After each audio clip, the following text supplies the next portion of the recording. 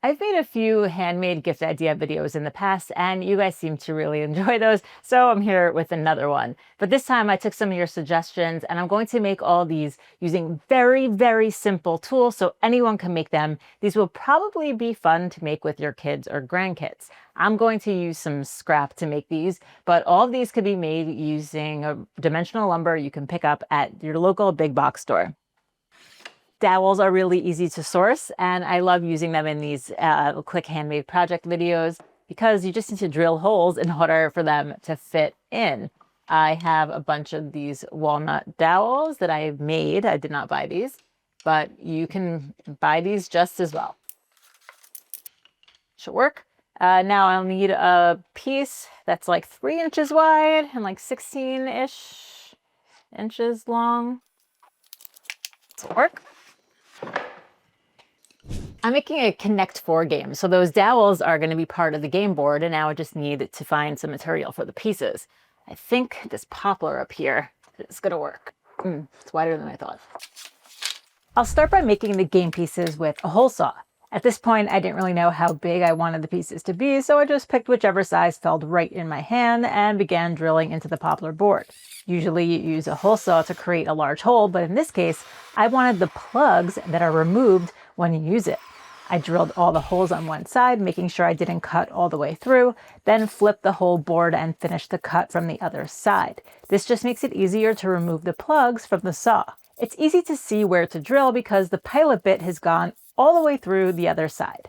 Speaking of the pilot bit, it's smaller than the dowels I'm going to use, so I'll need to widen them to be a 1/2 inch hole. This is easy to do with the right clamping setup on your bench, or it would be even quicker at the drill press. Then all you have to do is shape and sand 56 of these small little parts. It took me way longer than I planned on. But now that I have the final shape and size of the pieces, I can get the measurements for the game board.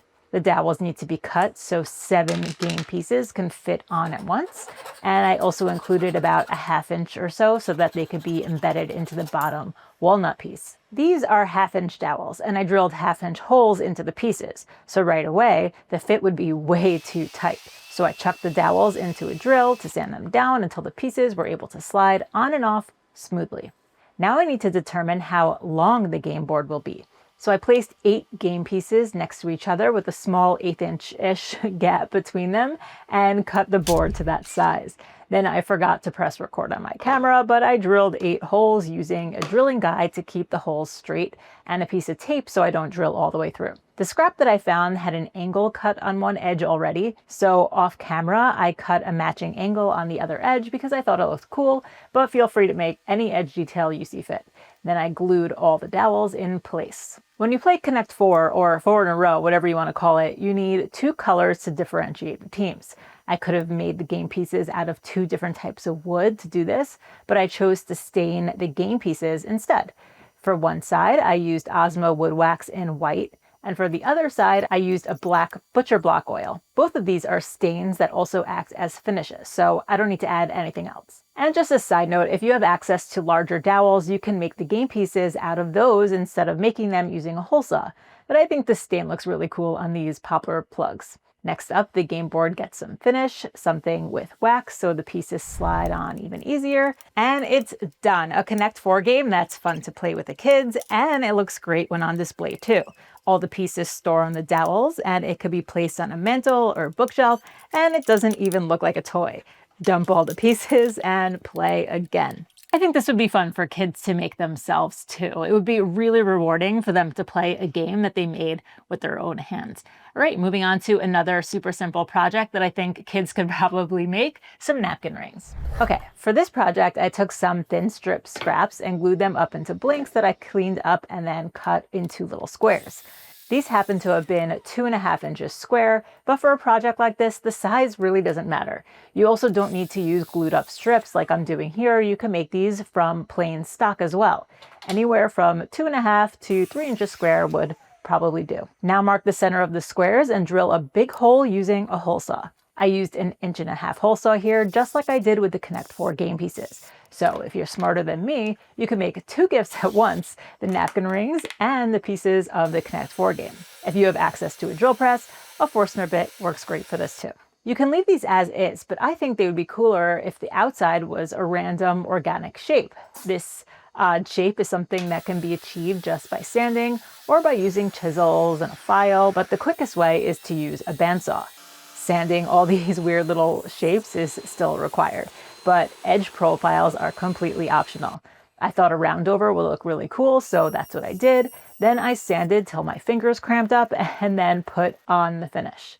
These are tactile objects. I want them to feel great when touched, so I use a wax-based finish here, and I think these look so great. So I'm not a person who owns fancy napkins, but I know a few people who do, and I think they would think these are really cool. Imagine a fancy napkin instead of this paper one. This would look great on a holiday table, and there are so many ways that you could customize these. Even just a simple poplar one. You can put a family name on it or have kids write their own names. There's just so many options. Glue up different patterns, make different shapes on the outside. Really just such a simple, satisfying project. And they're really fun to play with when you're sitting at a boring dinner table. But now moving on to something you're actually supposed to play with, a Mancala board. You could probably use plywood for this, but I'm going to use this pine board that used to be my shelves over there. I think that this is wide enough. Let me check. Oh, more than wide enough. And it's also longer than I need.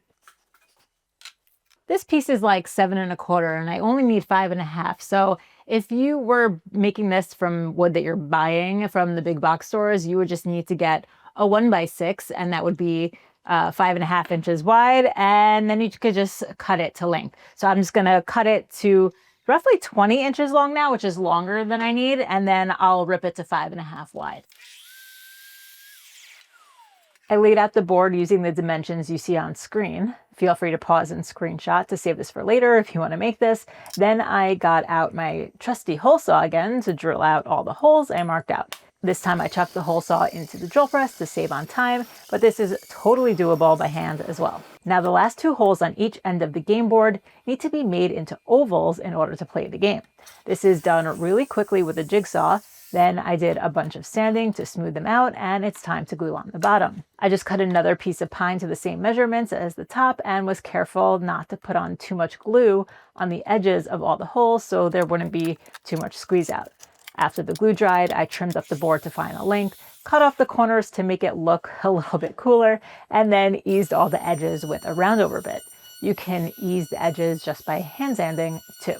Since I used pine, I thought it would be fun to stain it black with that black butcher block oil again. And as I was doing this, I thought it would be really cool if the top layer was a different color than the inside of the holes, like how this looks before I put the black color on the inside. So that's just something to think about when customizing this. You can use different colored wood species to make it really unique. And it's done. I'm not going to go over the rules of the game, but it's a game I really enjoyed as a kid, and I still like playing it with my kids. I actually made this board about 7 or 8 years ago using a router to make the holes.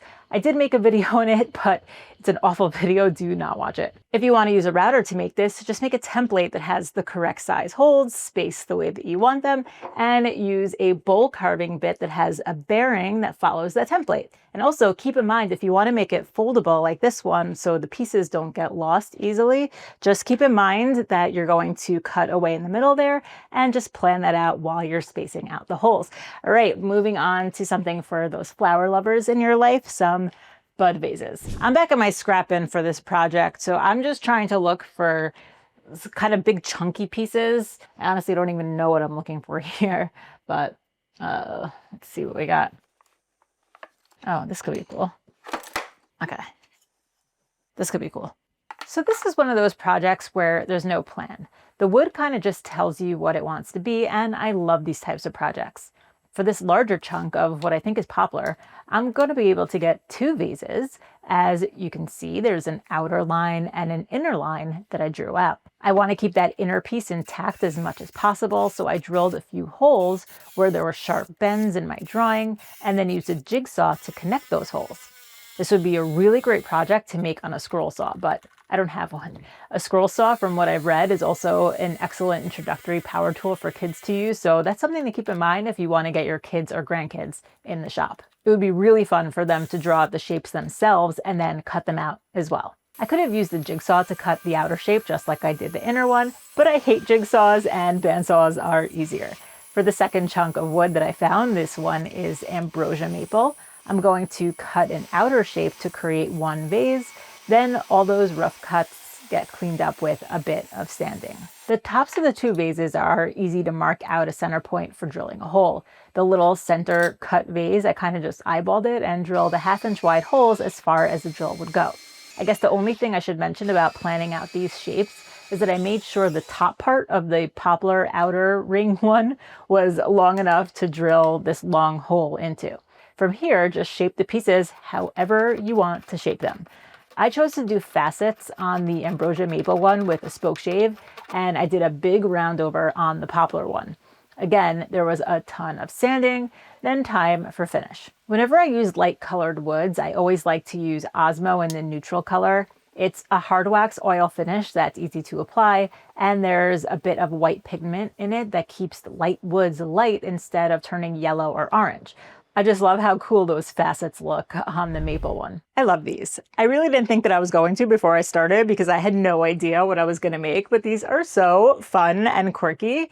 And I drilled a 1/2 inch hole in there because I don't plan on putting anything living inside, but if you want, you could get some glass test tubes from Amazon, drill a 3/4 inch hole, put the glass test tube inside, and then you could put water in there and have living flowers. This would be such a fun project for kids to get involved in. They can draw out the shape themselves and then cut it out themselves. And then you have a gift that looks cool and has some sentimental value too. So before moving on to the next project, I'm sure you guys have noticed these hyper tough drill bits that I've been using on all these projects.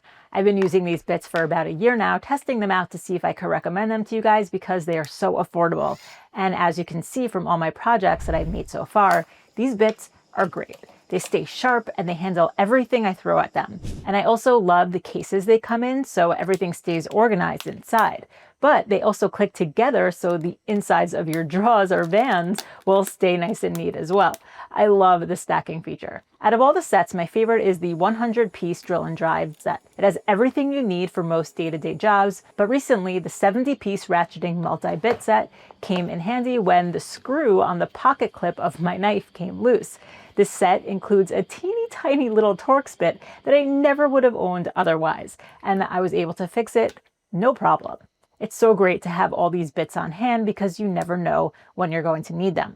What's even better is that all these bits are so affordable. I want everyone to be able to get out in their shops and just create something. So I love that high quality bits like these are available for anyone to get started making things. I'll link to all these sets down below so you can check them out for yourselves. Okay, now onto these coasters. Anyone can make them using these drill bits. I'll show some options here, but first I'll make some using thin scraps that I glued up into this ombre or sunset pattern. I aimed for about 4 inches wide with that panel, then I chopped it up into 4-inch squares. Now I simply used a 1/2 inch drill bit to drill holes all the way through, and I spaced them about 1/4 inch away from each other. Then using a bandsaw, I split those blocks in half. And I know, not everyone has a bandsaw, and I said everyone can make these. Here's how. Just use double-sided tape. Now you can drill holes between those two pieces, and this time I used a spade bit because it was longer, and once you're all the way through, break the pieces apart and tear away the double-sided tape. Super easy. Back to my multicolored ones, I thought they would look cool if I made them round, which is a totally optional step, or a step that could be done with a jigsaw or a scroll saw or a coping saw, or just by sanding, which I had to do a lot of to get into all those grooves, and then I could apply the finish. I liked how the Mahoney's oil looked on the napkin rings I made earlier, so I went with the same finish. I believe it's a mix of walnut oil and some sort of wax. It's all natural and makes the wood feel great. These are cool, and I know coasters are so simple and basic, but as far as coasters go, I think these came out great and look different from other coasters I've seen.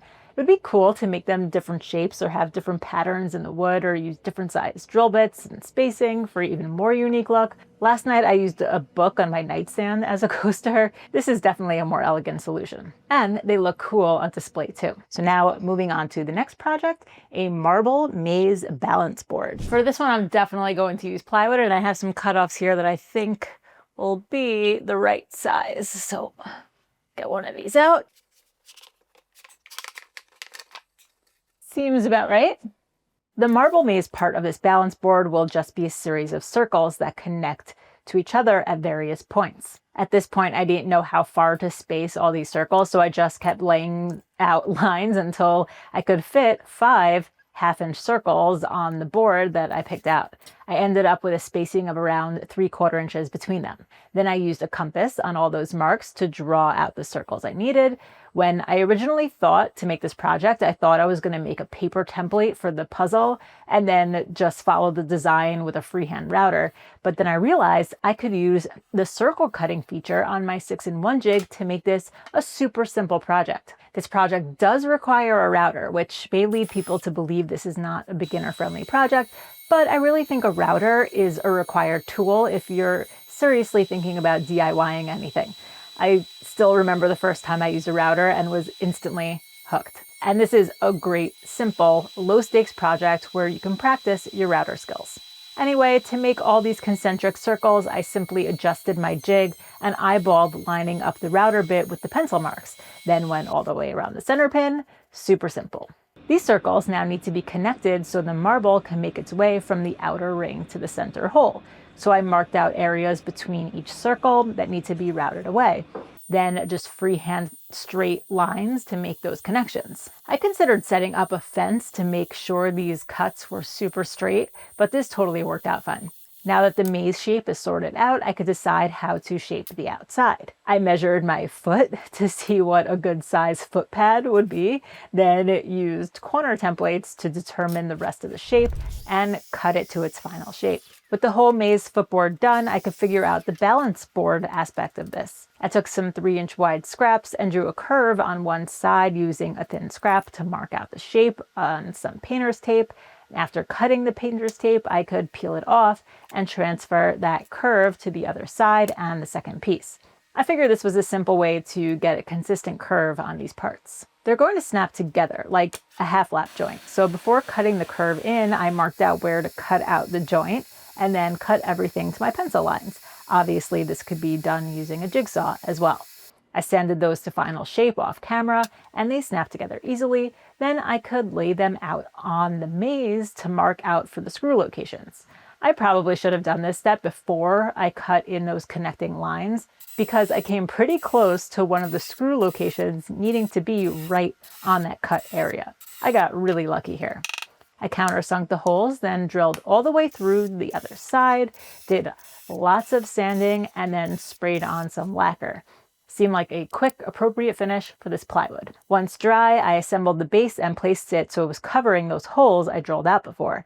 I put some double-sided tape on the base pieces to make sure nothing moved too much and screwed it all together. I actually made this before the marbles I ordered arrived, so I was slightly nervous I didn't make the grooves wide enough, but it works out great.